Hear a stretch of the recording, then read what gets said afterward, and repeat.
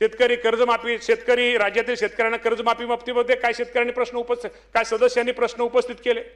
आपल्या सर्वांना माहिती आहे की आम्हा सामे शेवटी ह्या सरकारमधले अनेक मुलंही शेतकरी हे जे मंत्रिमंडळात काम करून असू द्या किंवा आमदार असू द्या, शेवटी आम्ही सगळेजण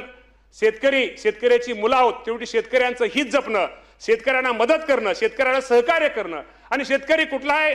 कुठं निसर्गाच्या ह्याच्यावर लहरीपानामुळे किंवा काही अडचणीमुळे शेतकरी अडचण येते, या शेतकऱ्याला कुठेतरी निश्चित प्रकारे एक आधार दिला पाहिजे, या शेतकऱ्याला कुठेतरी मदत केली पाहिजे, सहकार्य केलं पाहिजे। यासाठी या राज्याचे मुख्यमंत्री देवेंद्र फडणवीस साहेब असतील, एकनाथजी शिंदे साहेब असतील, स्वर्गीय मी मुद्दाहून अजितदादांचं नाव का घेतो, दादा त्या मीटिंगला, दादा त्या ह्याला हजर होते आणि काही प्रतिनिधी, शेतकऱ्यांचे प्रतिनिधी, काही शेतकरी नेते पण त्या मीटिंगला हजर होते की या शेतकरी कर्जमाफी बाबतीमध्ये एक चांगल्या प्रकारचा कुठेतरी निर्णय घेतला पाहिजे। यासाठी मुख्यमंत्री आणि दोन्ही उपमुख्यमंत्र्यांनी त्यावेळेस आपल्याला माहिती आहे की प्रवीण परदेशी साहेबांच्या अध्यक्षतेखाली एक कमिटी स्थापन केली आणि ते कमिटीला सांगितलं, एक गाईडलाईन दिली, कमिटीला सांगितलं की साधारणतः आपण एप्रिल महिन्याच्या पहिल्या आठवड्यापर्यंत आम्हाला या कर्जमाफीच्या बाबतीमध्ये शेतकऱ्यांना कर्जमाफी ही कशी दिली पाहिजे, त्यामध्ये निकष काय असलं पाहिजे की जेणेकरून माझ्या महाराष्ट्रातील शेतकऱ्यांना त्याचा कसा फायदा जास्त होईल, हे निकष साधारणतः एप्रिल महिन्याच्या पहिल्या आठवड्यामध्ये त्यांना आम्ही